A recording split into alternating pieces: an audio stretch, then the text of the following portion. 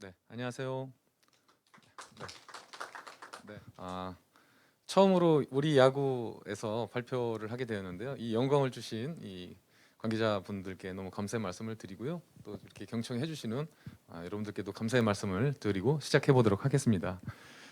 제가 오늘 발표할 내용은요. 이 구속 향상을 위한 지면 발력 진단과 트레이닝 솔루션에 대해서 말씀을 좀 드려보려고 합니다. 저는 그 야구 전문가는 사실 아닙니다. 야구 전문가는 아닌데 야구에 관심을 갖게 되고 또 제가 알고 있었던 어떤 운동 역학적인 측면에서 필요한 요소들이 야구 선수들에게 도움이 되지 않을까 싶어서 이 사업을 하게 되었고요. 또 이런 실질적으로 데이터를 모음으로써 야구 선수들에게 도움이 될 수 있는 내용들도 분명히 있지 않을까 이런 결과들이 나와서 한번 말씀을 좀 드려보려고 하고 있고요. 또 앞서 차명주 교수님께서도 말씀하셨던 것처럼 협업이 굉장히 필요하다는 것을 다시 한번 느끼고 있습니다. 그래서 발표를 진행해 보도록 하겠습니다. 제가 발표할 내용은요, 이제 지면 반력과 관련되어져 있는 내용입니다. 지면 반력은 다 아시겠지만 그래도 혹시 모를 수 있는 뭐 선수들이라든지 그런 이 지면 반력이 생소하신 분들을 위해서 잠깐 더 준비를 해봤는데요. 이 지면 반력은 작용과 반작용의 원리를 갖고 설명을 할 수 있습니다. 내가 작용한 만큼 반대로 나도 반작용을 받는다라는 의미인데요. 우리 권투 선수가 제가 작용을 함으로써 선수의 얼굴을 때렸었을 때 선수는 내 작용에 의해서 기절은 할 수 있어도 KO는 당할 수 있어도 반대로 내 주먹이 부러질 수도 있습니다. 그만큼 내가 작용을 했었을 때 상대로부터 반작용이 나와서 내 주먹이 무너지거나 깨지거나 부러질 수가 있게 되는 거죠. 그래서 작용과 반작용을 이야기할 수 있는데요. 우리 벽을 갖고도 얘기를 할 때 벽을 세게 때리면 세게 때릴 만큼 제 주먹이 아픈 이유가 내가 주먹으로 벽에 작용한 만큼 반대로 그 벽에서 반작용이 나옴으로써 내 주먹이 아프다라고 얘기할 수 있겠습니다. 우리가 오늘 이번 시간에 제가 말씀을 드릴 내용은 지면 반력이죠. 지면 반력. 그래서 우리가 지면 위에 서 있었을 때 내가 지면에 작용한 만큼 지면으로부터 반작용을 받음으로써 이 지면 위에 서일 수 있게 되는 거죠. 예, 맞습니다. 그런데 우리가 수면 위에 서 있었을 때는 서 있을 수가 없습니다. 왜냐하면 수면으로부터 반작용을 받지 못하기 때문에 이렇게 꼬르륵하게 가라앉게 되는 거죠. 이 고양이가 이 눈밭에 착지하는 영상을 보시게 되는 건데 눈밭에는 푹신푹신하다 보니까 반작용이 약하겠죠. 그러다 보니까 푹 꺼지게 되는 이런 모습을 볼 수 있겠습니다. 자, 이런 거 지면 반력을 얘기를 할 때 이런 걸 갖고 얘기를 할 수 있는데요. 이 지면으로부터 내가 반발력을 받지 못하면 구속이나 이런 것들이 올라갈 때 상당히 저하를 많이 받게 됩니다. 방해를 많이 받게 되겠죠. 그래서 이 지면이 굉장히 물컹물컹하다든지 단단하지 못하다든지 미끄럽다든지 하면 그만큼의 반발력을 받지 못해서 구속을 올리는데 제한을 받게 되는 겁니다. 지면 반력이 구속을 향상을 시키는데 매우 중요한 요소로 작용이 되고 있는데요. 이 자동차의 바퀴 갖고도 얘기를 할 수 있는데 자동차의 타이어가 세게 돈 만큼, 그러니까 작용을 세게 한 만큼 지면으로부터 반발력을 받기 때문에 그 반발력에 의해서 앞으로 굉장히 빨리 튀어나갈 수 있는 겁니다. 공 던지기도 마찬가지로 던질 때 내가 얼마만큼 지면에 강한 지면 그 작용을 하느냐에 의해서 반작용으로 그 다음의 결과를 얻어낼 수 있는데요. 어, 그래서 야구도 보시게 되면 저희가 분석을 좀 해봤더니요. 초기에는 이 지면 발력이 좋았던 선수들이 구속이 빠르다라고 하는 상관관계가 좀 사실 많이 나왔었어요. 근데 데이터가 모이면 모일수록 희한하게도 저희 결과에서는 뒷다리의 추진 지면 발력이 초기에는 강하면 강할수록 구속이 빠르다라고 하는 경향이 나왔었는데 희한하게 데이터가 쌓이면 쌓일수록 뒷다리에서는 상관관계가 그렇게 높지 않은 것으로 나왔습니다. 그러니까 뒷다리가 세다고 해서 공이 꼭 빠르진 않다라고 하는 결과들이 계속 모이고 있습니다. 물론 데이터들이 더 모여 봐야지 알겠지만요. 예, 지금까지는 현재 이렇게 데이터가 좀 사실은 나오고 있습니다. 그래서 그거에 대한 오해와 진실도 제가 좀 이따 한번 말씀을 좀 드려보겠습니다. 이 작용과 반작용의 법칙에서 일어나는 이런 지면 반력을 보면 이 역도 선수들이라든지 점프 선수 그리고 뭐 야구 선수, 골프 선수들이 이 지면 반력을 잘 이용하는 선수들이 그러니까 그 퍼포먼스가 잘 나온다. 추진력을 잘 이용하는 이 선수들이 어떤 퍼포먼스가 잘 나와서 좋은 결과를 낸다라고 하는 뭐 연구 결과들도 상당히 많이 있고요. 실제로 저희도 연구를 좀 해봤더니 퍼포먼스가 잘 나오는 선수일수록 이 지면 발력을 굉장히 충분히 강하게 잘 사용한다는 것들도 사실 저희가 연구를 좀 해봐서 해봤습니다. 예, 좀 지면 발력이 좀 얘기 길어지는 것 같은데요. 예, 좀 빨리 넘어가는 부분들은 빨리 넘어가도록 하겠습니다. 그 점프를 잘하는 선수도 결국에 내가 힘을 지면에 얼마만큼 강하고 빠르게 폭발적으로 쥐었느냐에 의해서 그 반작용으로 멀리 나가는 거겠죠. 네, 역도 선수도 마찬가지고요.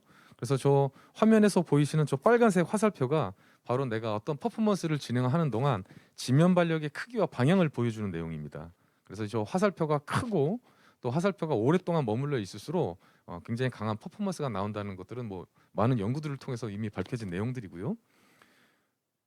네, 달리기도 마찬가지입니다. 달릴 때 땅을 박차고 나가는 그 작용력이 좋은 선수일수록 달리기 속도가 빠르다라고 하는 것들도 이제 알 수 있었습니다. 야구도 마찬가지고요. 초기에는 그랬다고 말씀을 드렸었죠.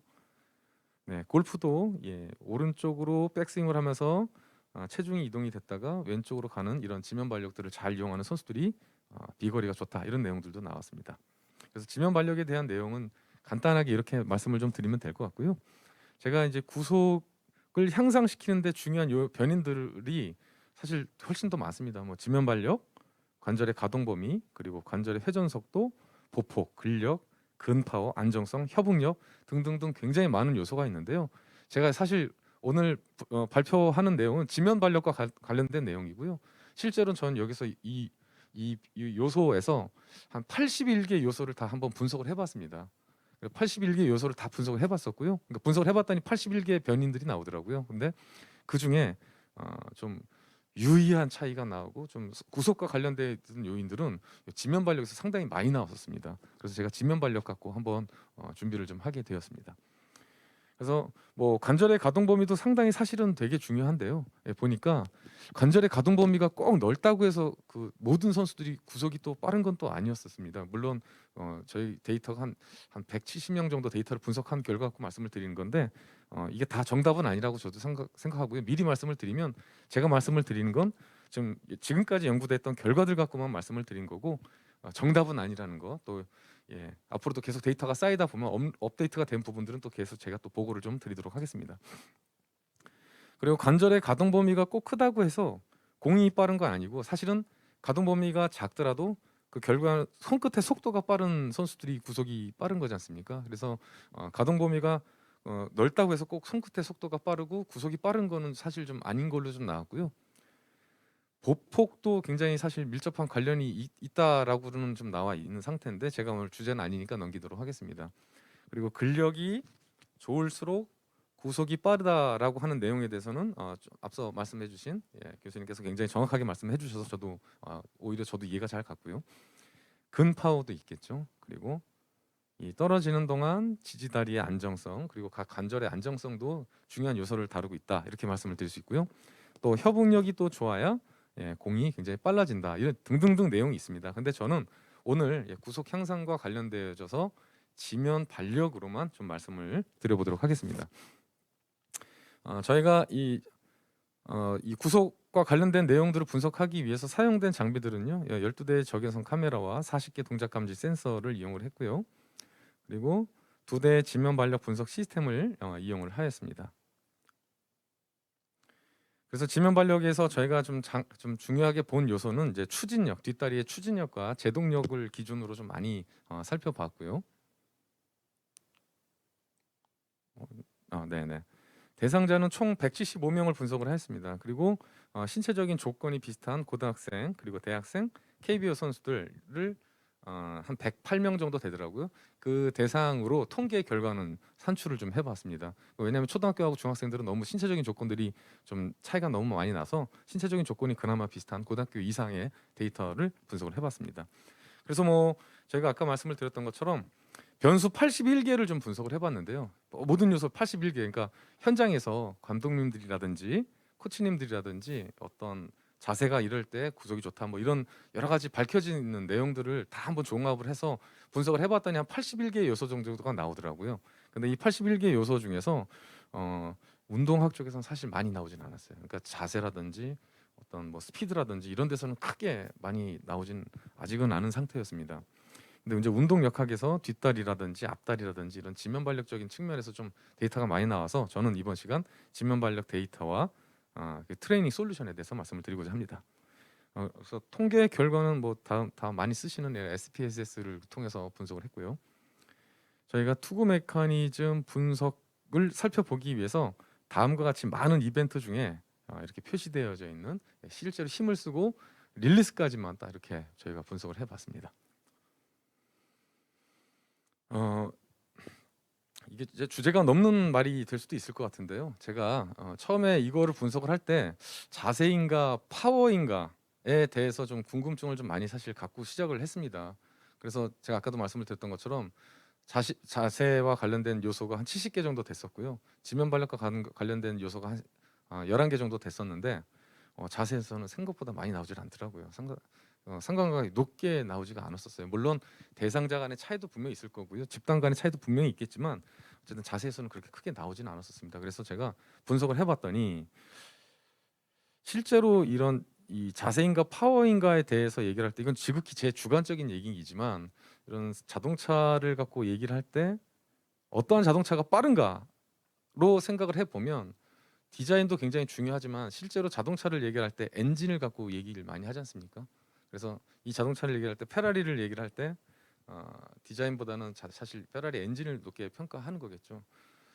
그래서 이 주제 넘는 말이지만 네, 이렇게 엔진을 바꿔 낀다 한다면 분명히 빠른 것만큼은 네, 저 엔진을 갖고 있는 차가 빠를 거라고 저는 이렇게 생각이 됩니다. 그렇다고 제가 자세를 무시하는 거 절대 아니고요. 자세가 너무 중요합니다. 근데 파워를 갖춘 상태에서의 자세가 더 중요하지 않을까. 제가 조심히 좀 그렇게 주제 넘게 좀 말씀을 좀 드려보고 싶습니다. 네, 네. 그래서 이거는 뭐 지극히 제 생각이고 파워를 기본적으로 많이 신경을 쓰면서 어떤 트레이닝을 하면서 이 야구 메커니즘에 대해서 접근하면 좀 더 짧은 시간 다치지도 않고 효과적으로 공을 던질 수 있지 않나 이런 생각이 좀 들고요. 이제 결과를 좀 말씀을 드리면 추진력부터 한번 말씀을 드려보겠습니다. 추진력. 그 공을 던지기 위해서 몸을 앞으로 이렇게 이렇게 앞으로 나가야 되지 않습니까? 제가 그냥 좀 속된 말로 해버렸는데 앞으로 나가기 위해서는 몸을 앞으로 나가기 위한 추진력이 굉장히 필요할 거라고 생각이 돼요. 그래서 저희가 추진력을 분석을 해봤는데 뒷다리가 이 지면을 얼마만큼 밀고 있는가, 강하게 밀고 있는가에 대한 이 추진력을 저희가 지면 발력을 통해서 분석을 해봤습니다. 제가 현장에서 이제 선수들에게 익숙하게 설명을 하기 위해서 용수철로 제가 스프링으로 설명을 좀 많이 하고 있는데 뒷다리의 근력과 뭐 그냥 속된 말로 파워가 좋은 스프링이 좋겠느냐 약한 스프링이 좋겠느냐라고 얘기를 하면 100%다 뒤에 스프링이 좋은 선수들과 공을 잘 던지지 않겠습니까? 라고 얘기를 했었는데 저희가 어쨌든 110명 가까이를 분석해 본 결과까지에서는 네, 상관관계가 없는 것으로 나왔습니다. 그러니까 더 연구를 좀 해봐야겠지만 아직까지 결과에서는 상관관계가 없는 걸로 나왔고요. 그러면 이 뒷다리의 추진력이 얼마만큼 큰가를 초등학교, 중학교, 고등학교, 대학교, 그다음에 KBO 선수들을 대상으로 이 결과를 좀 한번 봤더니요. 이 기준부터 말씀을 드리면 추진력의 100인 건 내 몸무게를 100으로 기준했었을 때 초등학교 아이들은 50 미만으로 추진력을 썼고 중학교, 고등학교, 대학교, KBO 선수들이 점점 조금씩 강해진다는 사실들을 알 수 있었습니다. 그래서 이런 올라가는 추이를 보면 분명히 추진력이 좋으면 공이 빠를 것이다라고 생각은 되는데 통계상으로는 상관관계는 나오지는 아직은 않았습니다. 그래서 이 그래프 제가 이 숫자로만 보여드리면 좀 저도 와닿지가 않아서 이렇게 봤더니 네 그래프가 이렇게 올라가는 그렇죠. 초등학교 아이가 더 낮고 그 중학교 이후서부터 이 뒷다리를 쓰는 능력들이나 그 근력들이나 지면 발력들이 좀 크다는 것들을 좀 알 수가 있었습니다. 그리고 이 상관관계는 없었으나 100km를 던지는 선수와 135km를 던지는 선수, 그러니까 한번 저희가 100km대를 던지는 선수와 130 이상을 던지는 선수를 또 구분해서 이렇게 봤더니요, 그때는 확실히 공을 빨리 던지는 선수일수록 추진력이 좋았다라고 하는 통계는 나왔습니다. 그러니 이 집단별로 봤었을 때 분명히 추진력이 구속에 영향을 미친 것으로는 나오지만 모든 사람들 이렇게 딱 보니까 그렇게 상관관계 아직 안 나왔는데 저희가 더 많은 데이터를 모아서 한번 공유도 하고 또 많은 선생님들과 이거에 대해서 논의도 좀 하고 협업을 좀 해보고 싶습니다. 네. 그래서 저희가 상관관계는 분명히 없었으나 저희가 훈련을 이제 전후로 분석을 좀 해봤습니다. 그래서 한 선수가 그 구속이 초기에는 105km를 던졌었는데요.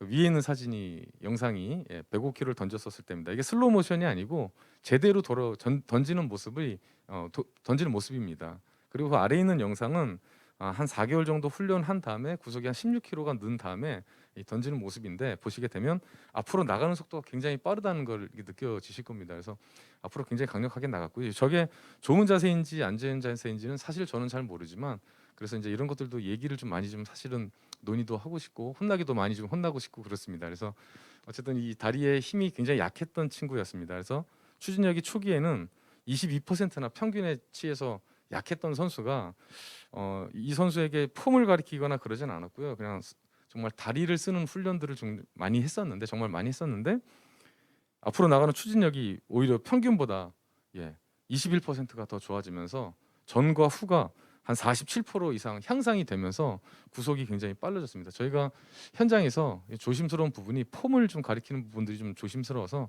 저희는 폼을 가리킨다기보다 좀 근력을 기반으로 한 이 파워 트레이닝이라든지 이런 것들을 좀 많이 시켰는데 구속이 올라간 친구들의 특징들을 봤더니 이렇게 뒷다리 추진력이 올라갔다는 사실들을 좀 저희가 알 수가 있었습니다.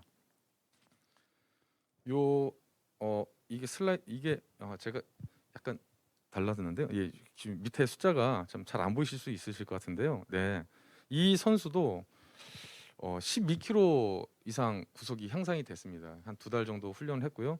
이 친구도 폼 바뀌는 거에 대해서 굉장히 좀 어려워하는 모습이 있어서 저희가 이제 추진력을 향상시킬 수 있는 여러 가지 트레이닝들을 시켰는데 뒷다리의 지면 발력이 추진력이 9.73% 이상 향상이 되면서 구속이 늘었다. 그러니까 전체적으로 봤었을 때 상관관계는 없었으나 구속이 늘은 친구들은 뒷다리 힘이 반드시 커졌다 이런 것들을 좀 저희가 알 수가 있었습니다. 잘 들리시나요? 예. 그리고 네, 추진력 이 뒤에 이 두 영상에서 보이시는 위에 있는 선수도 약 11kg가 늘었고 아래 있는 선수도 한 5kg 정도 늘었는데 보니까 역시 뒷다리의 추진력이 좀 많이 좋아졌다. 이런 것들을 좀 알 수가 있었습니다. 그러니까 전에 이 데이터를 봤었을 때 다리를 전혀 못 쓰고 던지는 선수들이었는데 다리를 좀 쓸 수 있게끔 만들어줬더니 좀 구속이 빨라지는 그런 형상들이 나타났다는 것들을 저희가 확인할 수 있었습니다. 네, 제가 지금처럼 말씀을 드렸던 것처럼 이 추진력이라고 하는 것은 지면 발력을 씀으로써 내 몸을 앞쪽으로 보내는 그런 능력이고 그 힘이 좋을수록 몸을 앞쪽으로 강하게 빨리 추진할 수 있는 그런 능력을 말씀을 드리는 건데요. 네, 이 야구에서 투수가 평소 때는 이렇게 서 있지 않습니까? 서 있을 때는 이 수직의 힘을 갖고 버티고 있습니다. 그런데 던지는 행위는 이 수직의 힘을 이용해서 던지는 게 아니라 이 수직의 힘을 수평으로 옮겨주는 그 과정이 분명히 필요합니다. 그리고 이 수평으로 옮겨주는 그 과정을 누가 강력하고 폭발적이고 강하게 해주느냐에 의해서 구속이 결정되어질 수도 있다라고 생각됩니다. 그러니까 서서 던지는 것보다는 아무래도 나가면서 던지는 게 공은 좀 빠르지 않겠습니까? 그래서 저희가 추진력에 대해서 굉장히 좀 중요하게 나름대로 생각을 하고 있었고 안에서 저희 연구원들과 코치 그리고 스태프들과 이야기를 좀 많이 했었는데 아무리 근데 추진력이 좋아도 맨 막판에 공을 던지는 과정에서 회전력이 떨어진다면 회전 속도라든지 회전 힘이 떨어진다면 결국에 구속이 공을 던지는데 분명히 제한점이 있을 거라고 판단됩니다. 그래서 저희는 그냥 나름대로 다 아시는 훈련이지만 저렇게 추진력을 향상을 시키면서도 그 추진력을 회전으로 전환을 시킬 수 있는 이런 능력들을 포함한 이런 훈련들을 뭐 현장에서도 많이 하는 훈련이지만 이런 훈련들을 조금 더 점진 부하의 원리에서 점점 강화를 시켰고 그래서 추진력도 미는 힘도 좋아지고 그 미는 힘 끝에서 몸을 회전시킬 수 있는 이런 능력들을 향상을 시키기 위해서 저런 훈련들을 시켰더니 좀 구속들이 많이 올라가는 그런 경향들이 좀 보였었습니다. 그렇지만 상관관계는 좀 없는 걸로 나왔었고요. 이제 다음번에는요. 제가 이제 제동력과 관련되어져 있는 내용을 좀 말씀을 좀 드려보려고 합니다. 그러니까 뒷다리는 미는 힘이니까 추진력이라고 말씀을 드리고요. 이제 앞다리는 버티면서 안정적으로 버티면서도 공을 던지는데 필요한 힘을 얻는 이 다리라고 저희가 판단이 돼서 저는 뭐 다들 뭐 제동력이란 말을 쓰시는 것 같아서 저도 뭐 제동력이란 말을 좀 썼고요. 우리가 그 앞다리가 세게 멈추면 멈출수록 브레이크를 세게 밟으면 세게 밟을수록 그리고 자동차가 세게 멈추면 세게 멈출수록 이 앞으로 쏠리는 현상들이 많이 나타나지 않습니까? 이제 관성이라고 하는 그런 용어들을 쓰는데 이 제동력 그러니까 앞다리가 세게 멈출수록 브레이크가 세게 멈출수록 이렇게 앞쪽으로 이렇게 멈추 쏠리는 그런 현상들을 어, 이용을 하는 게 구속에 도움이 된다라고 하는 논문들을 제가 좀 많이 봤고 그럼 이 제동력이 한국 선수들은 진짜 얼마만큼 적용이 되고 있고 본인들은 이 제동력들을 얼마만큼 사용하고 있고 한국 선수들의 수준은 어느 정도인지를 좀 알고 싶어서 제가 이제 분석을 좀 해보게 된 겁니다. 그래서 이 다 경험이 있으시겠지만 운전 중에 갑자기 멈추게 되면 앞쪽으로 확 쏠리지 않습니까? 야구에서도 이런 앞다리의 제동력이 좋은 선수들이 예, 앞다리의 제동력이 좋은 선수들이 구속이 빠르다. 상관관계가 매우 높은 것으로 나왔습니다. 예, 그래서 역시 브레이크를 잘 쓰는 선수가 강하게 멈추니까 그만큼 앞쪽에 위쪽에서의 관성에 의해서 공을 던질 때 효과적으로 던지는 게 아니겠느냐 저렇게 유추가 되고 있고요.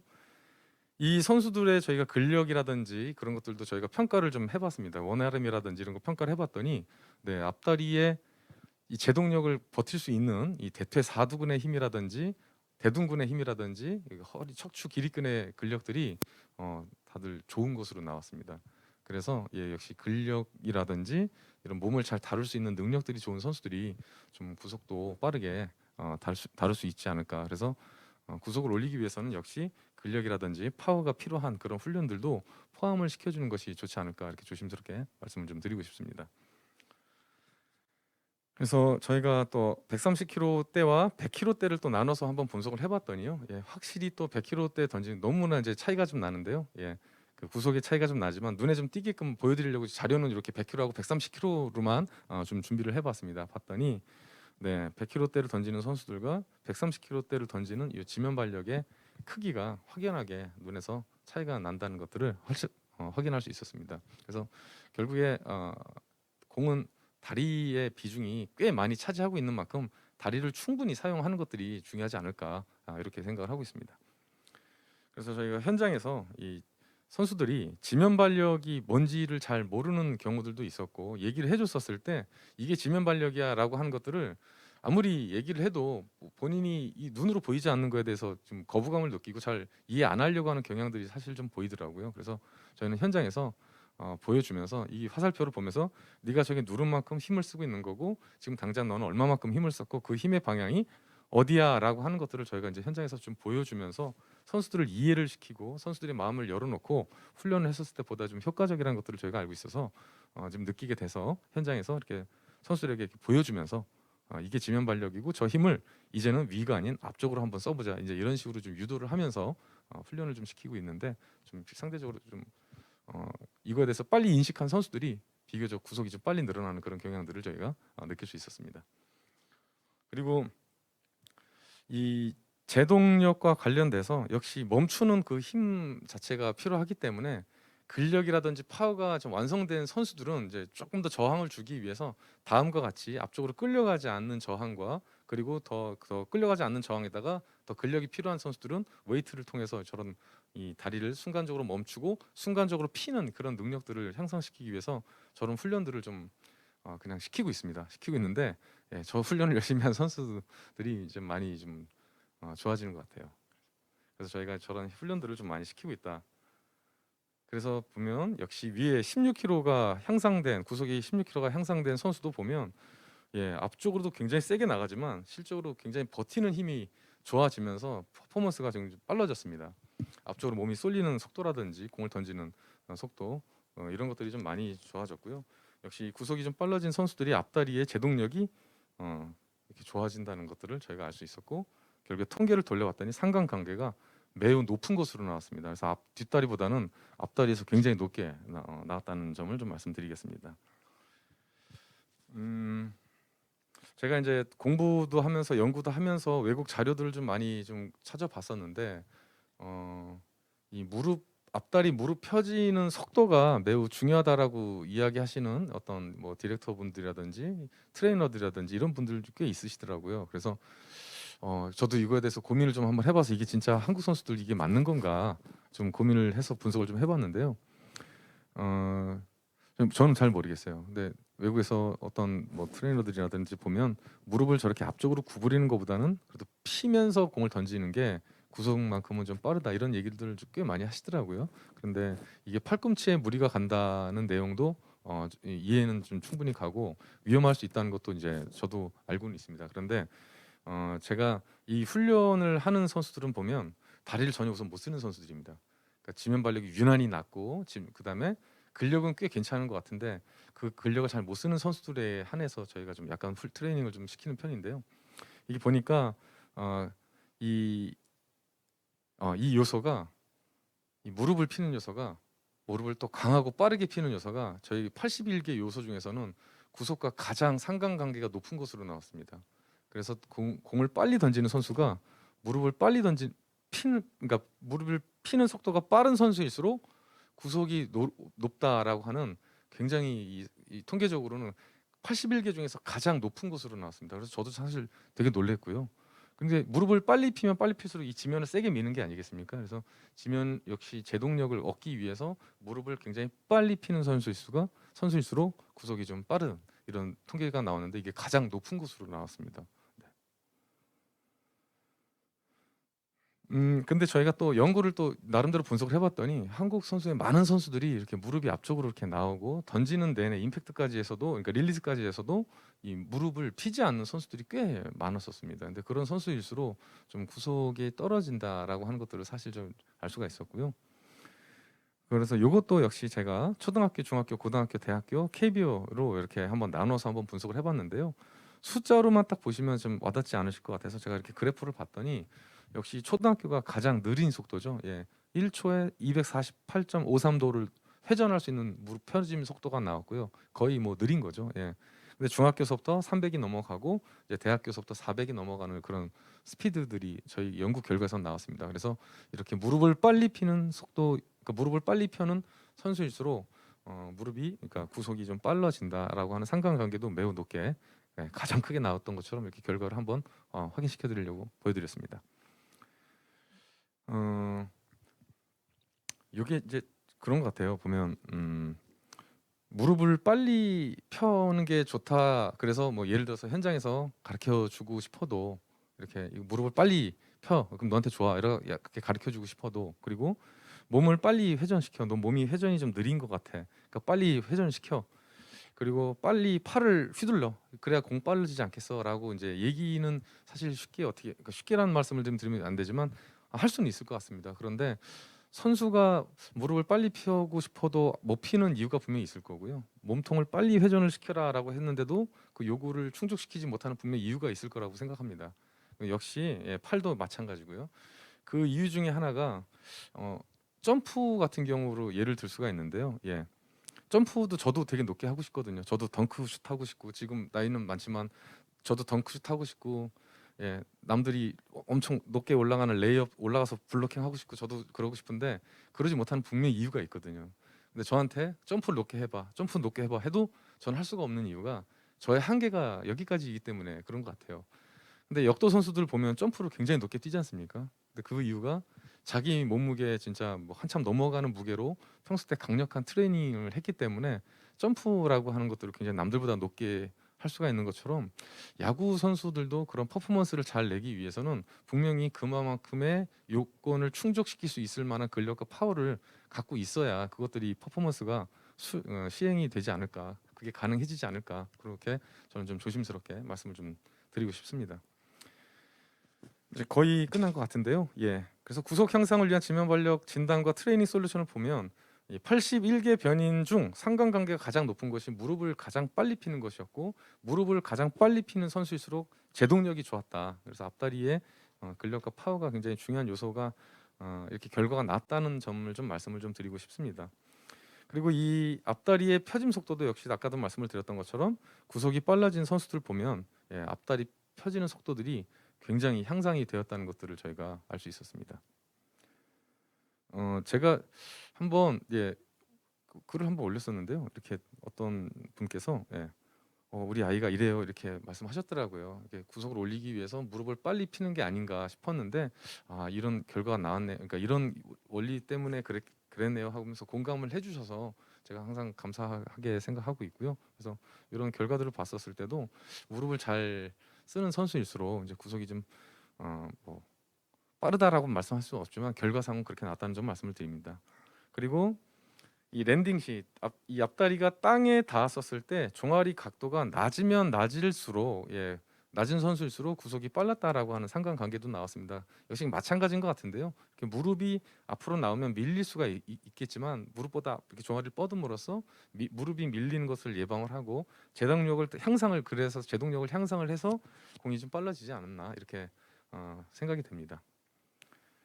그리고 이 종아리 각도도 역시 초, 중, 고, 대를 봤더니 초등학교 아이들은 무릎이 많이 서 있습니다. 저 숫자가 크면 클수록 무릎이 많이 서 있다는 얘기입니다. 종아리가 서 있다는 얘기고 저 숫자가 낮으면 낮을수록 무릎을 좀 더 펴 있는 종아리가 서 있는 그러니까 종아리가 좀 눕혀져 있는 거겠죠. 이렇게 눕혀져 있는 각도인데 초등학교 때는 유난히 좀 높은 편이고 그 다음 중학교서부터는 점차 이렇게 낮아지는 추세가 좀 보였었습니다. 그래서 초등학교 아이들이 던질 때 추진력도 그랬고 뭐 제동력도 그랬고 무릎이 서 있는 것도 그렇고 무릎을 잘 못 피는 것도 그런 거 보면 그때는 이제 투타를 다 하면서 아직 그 투구 메커니즘에 대한 정립이 아직은 안 됐기 때문에 아직 몸에 익숙하지가 않았기 때문에 저런 결과가 나오지 않았나 이런 생각을 하게 되었습니다. 그리고 이 골반과 몸통 꼬임에 대해서 뭐 어깨 꼬임이겠죠. 이 꼬임을 봤더니 골반하고 몸통이 가동 범위가 넓다고 해서 또 구속이 빠른 건 또 아닌 걸로 제가 또 결과적으로는 나왔습니다. 그래서 이 유연하면 당연히 공을 잘 던져야 되는 게 아닌가 싶었는데요. 상관관계를 분석해봤더니 이게 유연하다고 해서 공을 꼭 빨리 던지지는 않는 걸로 결과가 나왔습니다. 하지만 랜딩 시에 이 앞다리가 땅에 딱 닿았었을 때 그때 당시에 많이 꽂혀 있는 선수일수록 구속은 빠르다. 이거는 결과가 나왔습니다. 그러니까 평소 때 아무리 유연하든지 아니면 던지는 동안 굉장히 유연해도 이 랜딩 시에 더 많이 꽂혀 있는 선수가 더 구속이 빠르고 유리하다. 이런 결과가 좀 나왔었습니다. 사실 제가 이거 분석을 한 이유는 이제 그 현장에서 다 아시는 내용인데 많이 알고 계시는 내용이고 또 아시고 있는 내용이고 또 현장에서 많이 사용되는 내용이지만 그 내용들이 저는 좀 더 어떻게 하면 효과적으로 맞는지를 좀 알아보기 위해서 상관관계를 분석을 해봤고 이런 결과들이 어떻게 나타나는 것들을 좀 알려드리기 위해서 저는 이제 분석을 해본 겁니다. 그리고 몸통의 회전 속도도 상관관계가 있는 것으로 나왔습니다. 이거 있는 것이 아니라 사실 높음인데요. 몸이 골반은 전혀 상관이 없었고 몸을 빨리 회전시키는 선수일수록 구속이 좀 빨랐다라고 하는 그 결과들도 나왔습니다.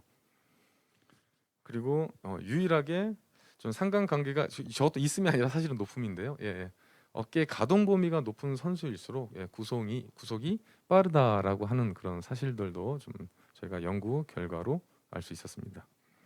그래서 저희 현장에서 이런 뭐 다양한 스트레칭을 많이 적용하고 있고요. 선수들에게 좋은 것들이 어떤 것들이 있는지 많이 고민을 하고 있고 또 그런 고민이 이 선수에게 마음으로 전달이 됐었을 때 선수가 받아들이고 선수가 받아들인 다음에 하면서 해야지 무조건 해야 할 때는 별로 효과가 없다는 것들도 저희 나름대로 마음속의 통계로 돌려봤더니 좀 나오고 있었다는 것을 알 수 있었습니다.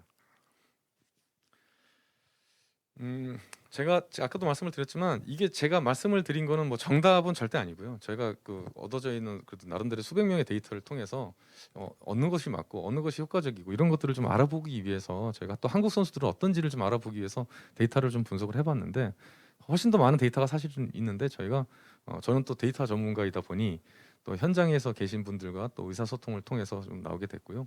또 그분들과 협업을 통해서 더 좋은 한국 야구 발전에 좀 이바지 좀 하고 싶어서 이렇게 나오게 되었습니다.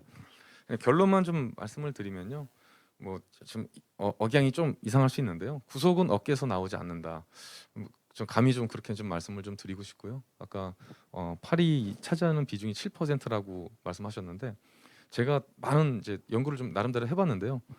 이 서전트 점프라든지 제자리 멀리뛰기라든지 이런 온몸을 다 쓰는 이런 종목들을 보면 희한하게 진짜 팔은 7% 정도 내외로 쓰여진다는 걸 저희가 알았었습니다. 저도 그걸 알게 됐었는데 야구에서도 7%가 나온다는 건 사실 저는 모르고 있었고요. 근데 그만큼 팔의 비중이 높지 않은 만큼 더 높은 비중을 사용하는 부위를 더 강력하고 효과적으로 잘 쓸 수 있게끔 만들어 주는 게 어깨도 보호할 수 있고 구속도 올릴 수 있는데 도움이 되지 않을까 이렇게 조심스럽게 말씀드립니다. 그래서 강력한 하체 강화 훈련을 이 서양에서도 많이 하고 있는 만큼 한국에서도 이렇게 하체 강화 훈련을 많이 함으로써 선수에게 도움을 주면 어떨까 이렇게 말씀을 좀 드리면서 결론을 내도록 하겠습니다. 긴 시간 경청해 주셔서 감사합니다.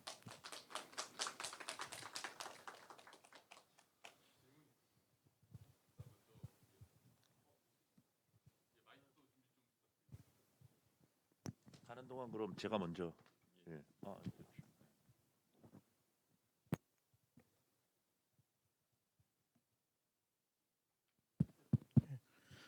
안녕하세요.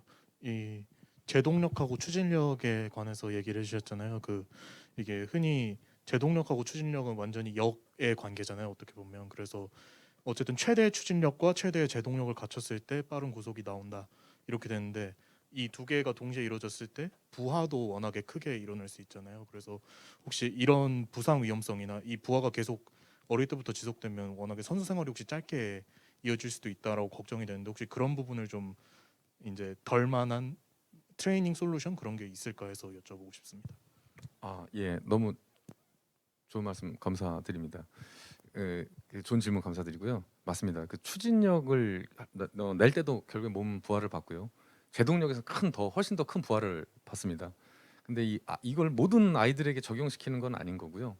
그러니까 근력이 완성이 안 된 친구들에겐 근지구력 훈련을 통해서 먼저 근력을 만들어 놓고 또 몸을 만들어 놓은 상태에서 이거를 하는 것이 중요한 거지. 너는 추진력이 약해, 지면발력이 약해, 제동력이 약해 해서 무조건 사실은 하는 건 아니고 그 단계별로 점차 점진부하의 원리에 의해서 몸이 완성이 되고 몸이 그거를 받아들일 수 있을 준비가 될 때까지 만들어 놓고 하는 게 되게 중요한 거고요. 또 완벽하게 또 다른 거지 않습니까? 추진력과 제동력은 완벽하게 반대 조건인데 구속하고 추진력은 상관관계가 없었지만 실제로 제동력이 좋은 친구들은 추진력이 다 좋았습니다. 상관관계 굉장히 또 두 개의 관계가 굉장히 밀접했고요. 추진력이 좋은 선수가 제동력이 좋았습니다. 그래서 요거를 잘 이용을 해서 몸이 아직 안 만들어진 선수에게는 몸부터 만들고 그다음 단계 넘어가면서 추진력도 만들어주고 제동력도 만들어주면 몸도 부하가 덜 가면서 효과적으로 던지지 않을까 이렇게 생각합니다. 좋은 질문 감사드립니다. 네. 예, 제가 하나 질문 좀 드리고 싶은 게 일단 저는 박사님한테 항상 감사한 게 이런 정말 어렵게 한 땀 한 땀 이렇게 측정한 데이터들을 이렇게 기꺼이 이렇게 나눠 주셔서 다른 분들이나 다른 연구자분들이나 아니면 다른 코치 선수들이 이렇게 참고할 수 있도록 이렇게 기꺼이 공개를 해주시는 게 참 저는 너무 감사드리거든요. 예, 그런 노력들이 저는 음, 정말 좀 필요하다고 생각하는데 그런 것들이 좀 잘 이루어지지 않는 문화. 게다가 우리나라가 좀 이렇게 좀 데이터에 관해서 뭐 인과관계나 상관관계에 대한 좀 이해도 좀 부족하고 또 그런 것들을 쉽사리 공개했다가 사실 비판의 여지도 사실 굉장히 강한 문화 속에서 그런 걸 이렇게 나눠주시는 것 자체가 전 너무 일단 감사드리고요. 제 질문은 이제 바이오메카닉스 이런 측정이라는 게 그 굉장히 무거운 이미지가 있잖아요. 그리고 실제로도 비용도 많이 들고 시간도 많이 들고 해가지고 이를테면 트래킹 데이터 같은 경우에는 뭐 센서라든가 뭐 랩소드 같은 장비가 그것도 뭐 사용이 아주 용이하진 않지만 비용적인 면에서는 좀 그래도 좀 가벼운 편이라 팀에서나 뭐 개인적으로도 좀 가볍게 사용할 수 있는데 바이오메카닉스는 사실 굉장한 허들이 지금 있는 편이거든요. 근데 이제 미국 같은 경우에는 뭐 프로플레이 뭐 AI라든가 뭐 머스타드 같은 스마트폰 그냥 기반에 물론 이제 오차는 이제 당연히 발생할 수밖에 없고 한데 근데 굉장히 지금 빠른 속도로 퍼지고 있는 걸로 알고 있거든요. 그래서 특히 유소년 레벨에서 좀 바이오메카닉을 좀 친숙하게 여러 가지 측정 값 중에서 아주 그 핵심적인 몇 가지 그 데이터들을 이렇게 보여주면서 근데 이제 저희도 이렇게 정밀한 측정도 굉장히 중요하긴 한데 이런 올바른 정보들을 또 확산시켜 나가는다는 측면에서는 예, 뭐 그런 쪽에 혹시 좀 이렇게 간소화하려는 노력, 예, 뭐 그런 것들에 대해서 박사님은 혹시 구상하고 계시는 게 있으신지, 예. 네, 저희 영업 비밀이긴 한데요. 영업 비밀이긴 한데요. 한 개까지만 말씀해. 네, 그 되게 오르신 말씀이고요. 번거로우면 확실히 제한점이 많습니다. 선수들이 오는 것도 좀 그렇고요. 그런데 간소화하기 위해서는 분명히 정확한 데이터는 필요합니다. 이게 맞는지 안 맞는지를 비교해보고 그 다음에 이 뭐 AI든 딥러닝이든 이게 맞다라고 하는 것들을 정확한 정보를 많이 주면 많이 줄수록 아무리 간소해줘도 더 정확성에 가까워지기 때문에 정확한 데이터는 분명히 필요하다고 보이고요. 저희도 나름대로 그래서 정확한 데이터를 좀 모으려고 하고 있습니다. 그리고 그렇게 간소화하는 것들이 오히려 선수들에게 더 많은 도움을 줄 수 있다는 것도 제가 알고 있는데 그 간소화하는 게 사실 돈이 많이 들더라고요. 개발비도 많이 들고 그래서 노력은 하고 있습니다. 네. 네. 질문이 있습니다. 그 아까 그 제동력에 대해서 말씀을 해주셨을 때 예. 그 종아리의 각도가 세워지지 않고 낮춰진 상태에서 무릎이 펴진다면 그리고 우리가 흔히 말하는 중심이 앞으로 쏠리지 않고 조금 뒤에 남아 있다고 이해를 해도 되나요? 저 무게 중심을 좀 질문 감사드리고요, 감독님. 그 제가 무게 중심까지는 안 봤는데요. 그 기억이 안 나는데요. 머리 위치는 본 적이 있습니다. 머리 위치 갖고 이 랜딩을 딱 했었을 때 앞다리와 뒷다리 사이의 머리 위치가 과연 어디 있는가에 대한 저도 궁금증이 있었고 현장에서 또 그거에 대해서 이야기를 많이 하신 분들이 계시다고 그래서 제가 그걸 분석을 해봤는데요. 상관관계는 없었습니다, 우선. 그런데 초등학생들은 50 중간을 기준으로 앞쪽이 있었고요. 좀 프로에 갈수록 이렇게 뒤쪽에 있는 경향들은 사실 좀 있었습니다. 그러니까 그 제가 기억은 안 나는데 통계를 하도 많이 돌려봐서 기억은 안 나는데 아마 종아리의 각도와 머리 위치의 그 각도가 아마 상관관계까지는 모르겠지만 아마 관련성은 분명히 있을 것 같습니다. 그래서 머리가 근데 또 뒤에 있다고 구속이 빠른 건 아니었거든요. 그리고 이 종아리부터 앞에 있다고 해서 뭐 빠르거나 그런 상관관계는 확실히는 안 났던 건 기억이 나는데 아마 머리가 뒤쪽에 있는 것과 종아리 앞쪽으로 뻗는 게 상관관계는 좀 있어 보이 관계가 있어 보이긴 합니다. 네. 네, 강의 잘 들었습니다. 그 여쭤보고 싶은 거는 저희가 하여튼 지금 이런 데이터가 나오는 곳이 실험실 환경이잖아요. 예, 맞습니다. 근데 이게 현재 실제적으로 일어나는 현장에 사실 마운드의 기울기나 이제 지면 발력이나 이런 것들은 사실은 지면이 가지는 각도나 이런 거에 따라서 상당히 많이 차이가 날 수도 있을 것 같고 아이들이 신는 신발이 사실 다 운동화를 신고 하게 되는데 그게 이제 스파이크냐 뭐냐에 따라서 미세하게 좀 변화가 생길 수도 있을 가능성이 좀 존재할 것 같아서 그런 것들에 좀 차이가 있지 않을까 싶어서 선생님 그 경험을 좀 말씀드리고 그 다음에 아까 그 양의 이게 상관관계가 좋게 나온 그런 그 결과값들 중에 저희가 이제 상관관계를 볼 때 유난히 반대쪽으로 떨어져 있는데 퍼포먼스가 좋은 선수들이 있을 수 있잖아요. 근데 그 저희가 어쨌든 상관 분석을 하면 통계 평균값으로 회귀가 되기 때문에 그런 경우가 무시가 되긴 하는데 어떻게 보면 전혀 반대쪽에서 훌륭한 퍼포먼스를 보이는 아이 속에 훨씬 더 많은 바이오 메카닉의 답이 있을 수 있는 가능성이 있어서 그런 케이스들을 혹시 좀 경험을 하고 계신지 궁금해서 여쭤봅니다. 예, 되게 정말 너무 감사한 질문이고요. 너무 좋은 말씀입니다. 우선 지면 발력 갖고 말씀을 좀 드린다면 분명 환경이 제한이 있습니다. 그렇지만 모든 대상자들이 통제가 우선 되었기 때문에 최선의 에러는 없애려고 노력을 했고요. 분명히 공을 굉장히 잘 던지는데 정말로 반대 현상이 나왔던 아이들도 분명히 있었습니다. 그래서 그런 친구들의 데이터도 사실은 지금 이제 분석을 한번 해보려고 하고 있고요. 그게 분명히 또 다른 좋은 선수들에게 더 도움이 될 수 있는 퍼포먼스가 될 수도 있거든요. 그런 데이터 값이. 근데 아직 그거에 대한 것들은 저희가 정확하게 이루어지진 않았는데 좀 안 그래도 그 부분을 좀 진행을 해서 우리가 알고 있는 요소 외에 다른 것들이 또 있지 않을까 그런 것들도 저희가 많이 고민을 좀 하고 있습니다. 네, 어떻게 질문에 대한 답변 괜찮으셨습니까? 네.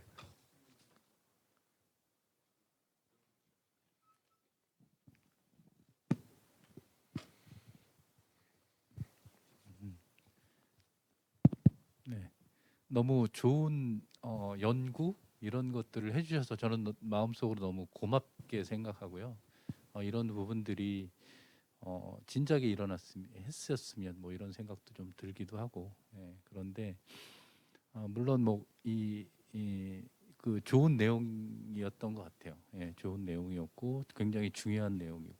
근데 이제 제가 아이들을 가리키면서 조금 일어날 수 있는 일들 뭐 이런 것들에 대해서 잠깐 말씀을 좀 참조하셨으면 해서 말씀드리는 건데 모든 아이들이 어쨌든 야구를 하는 아이들이기 때문에 운동을 하고 연구실에 오겠죠.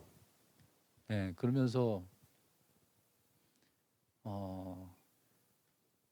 이게 만약에 애가 뭐 50개의 공을 던지고 왔는데 연구실에 와서 또 50개의 공을 던지고 또 트레이닝을 또 하고 이러면 분명히 그 안에서 또 오는 부하들이 굉장히 많을 수 있어서 그러니까 제가 이제 아이들한테도 그런 내용에 대해서 뭐 가지 말라는 건 아닌데 그런 부분을 좀 더 생각을 하셔서 그 아이 스케줄을 좀 잡아주셨으면 어떨까 이런 우려로 말씀을 드립니다. 예, 그래서 예, 굉장히 민감한 질문이긴 한데 예, 그거에 대해서는 어떻게 생각하시는지. 네, 감독님 좋은 말씀 감사드립니다. 예, 맞습니다. 저희가 그 우선 온 친구들은요, 이제 학교에서 던지고 온 친구들은 전화상으로 우선 예약을 안 받습니다. 우선 예약을 안 받고요. 왜냐하면 지금 너무 말씀하신 것처럼 부하가 많이 오잖아요. 그 데이터에 에러를 주는 거를 떠나서 선수 보호 차원에서도 저희가 그런 것들은 배제를 하고 있고요. 저희 종종 너무 분석받고 싶어서 자기는 안 던졌다라고 하는 친구들이 종종 왕왕 있더라고요. 근데 그런 친구들 데이터는 왠지 이렇게 보면 나오지 않습니까? 이렇게 지쳤구나, 퍼포먼스가 안 나오는구나. 그런 친구들은 저희가 데이터에서 다 제거를 해서 숫자가 좀 줄어든 겁니다. 근데 그런 친구들은 상당히 별로 없고요. 별로 한 20명 정도 미만인 것 같아요. 근데 그 선수 데이터는 다 빼고 온전한 100% 컨디션, 아프지 않은 선수 대상으로 했습니다. 그리고 좋은 말씀 너무 감사드립니다, 감독님.